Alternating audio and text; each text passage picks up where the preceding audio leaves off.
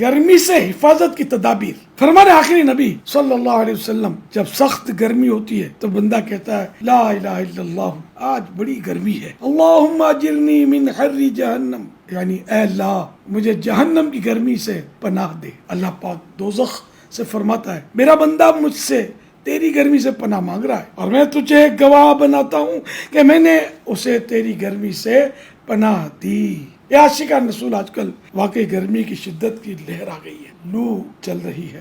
یاد رکھیے گرمی کو برا کہنا بری بات ہے، کیونکہ گرمی کا گلہ شکوہ کرنے والا ایک طرح سے گرمی کو پیدا کرنے والے یعنی رب العزت کی شکایت کر رہا ہے. گویا کہہ رہا ہے کہ دیکھو اللہ پاک نے گرمی بڑھا دی ہے. تو یہ مناسب نہیں ہے. ہر موسم اللہ پاک کی طرف سے ہی ہوتا ہے. موسم کی تبدیلیاں بھی رب کریم کی طرف سے ہوتی ہے. کبھی ہوا زور سے چلتی ہے، کبھی رک جاتی ہے، کبھی بارشوں کا زور ہوتا ہے تو کبھی خشک سالی ہوتی ہے. تو ہر حال میں ہمیں محتاط گفتگو کرنی ہے. اللہ پاک ہمیں دنیا کی شدید گرمی اور قبر و آخرت اور قیامت کی گرمی سے اپنے حفظ و امان میں رکھے. اس دنیاوی گرمی سے جبکہ اس کی شدت بڑھ جائے خاص کر اپنے بال بچوں کی حفاظت کرنی چاہیے اور ان کے لیے احتیاطی تدابیر بھی اختیار کرنی چاہیے. جب گرمی کی شدت ہو تو بلا ضرور سخت دھوپ میں نکلنے سے بچیے. مسجد میں باجماعت نماز تو ضرور ادا کرنی ہے. نماز ظہر ادا کرنے کے لیے خاص کر جاتے ہوئے چھتری وغیرہ لے لیجیے یا سر پر گیلا تولیہ رکھ لیجیے. پیاس کی شدت ہو یا نہ ہو دن میں کم از کم 12 سے 15 گلاس پانی پینا چاہیے.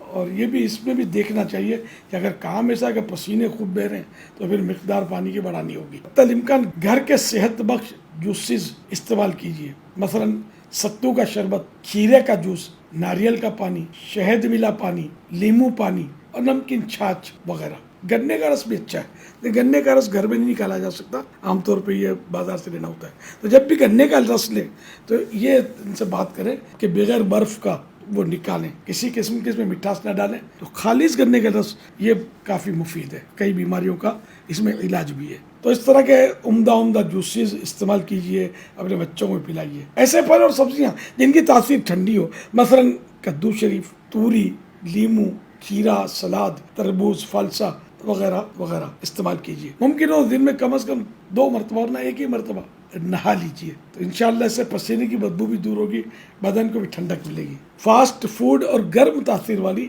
غذاؤں سے پرہیز کیجیے، مثلا پیزا، برگر، سموسے، رول، شوارما، کباب، ابلے ہوئے انڈے، کافی وغیرہ سے ویسے ہی بچنا چاہیے. اور چائے بھی اتنی مفید نہیں ہے، تو جتنا ہو سکے ان سے بچنا ہی مفید ہے. اور اس موسم میں خصوصاً گرمی کی شدت ہو تو زیادہ احتیاط کی جائے. آخر مرض ہے کہ دنیا کی گرمی کی شدت کے وقت میدان قیامت کی کڑی دھوپ اور نہ ختم ہونے والی پیاس کو یاد کر کے ہر قسم کے گناہوں سے توبہ کرنی ہے اور ہمیشہ کے لیے گناہوں سے بچ کر زندگی بسر کرنی ہے. مزید معلومات کے لیے مکتبۃ المدینہ کا رسالہ گرمی سے حفاظت کے مدنی پھول خود بھی پڑھیے اور مرحومین کے اصال ثواب کے لیے تقسیم بھی کیجیے. مفت پڑھنے یا PDF حاصل کرنے کے لیے دعوت اسلامی کی ویب سائٹ سے فری ڈاؤن لوڈ کیجیے اور دوسروں کو شیئر کیجیے.